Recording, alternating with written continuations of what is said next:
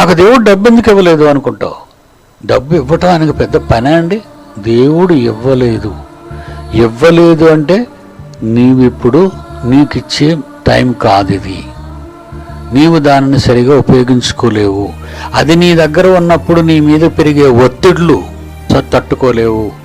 నీకు heart attack రావచ్చు, ప్రాణం పోగొట్టుకోవచ్చు, నేను చెప్పిన పనులు నువ్వు చేయకపోవచ్చు. కనుక అది నీకు లేకుండా ఉండటమే మంచిది. అది దేవుని ఆలోచన అండి.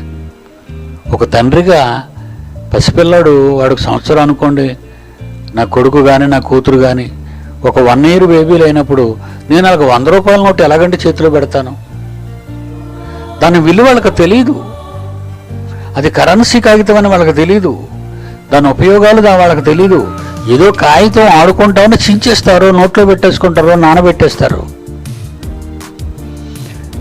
మనుష్యులుగా మనమే మన పిల్లల గురించి అంత అవగాహన కలిగి ఉంటే, అదేవిధంగా మన కన్న తండ్రి అయిన దేవుడు యేసుప్రభు ద్వారా మనకు చేయవలసినవన్నీ కూడా కొన్నిటిని ఆయన బ్రేక్ చేస్తాడు. నీ మనస్సును బట్టి. ఫ్యూచర్ తెలుసు కదా ఆయనకి, మన ఫ్యూచర్ తెలుసు. డబ్బు వచ్చినంత వరకు ఒక మాట మాట్లాడతాం, డబ్బు వచ్చిన తర్వాత సొలొమోన్ లాగా మళ్ళీ మాట మార్చుకుంటాం.